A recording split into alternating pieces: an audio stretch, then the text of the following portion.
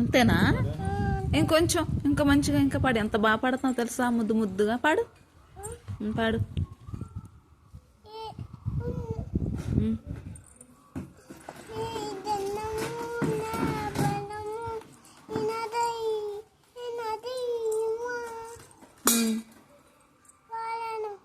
పాడవా? ఇంకా 2 ముక్కలేనా? ఇంకో పాట రాదా? ఆ 2ఏనా? ఇంకోటి నీ సన్నిధిలో అంట పాడు.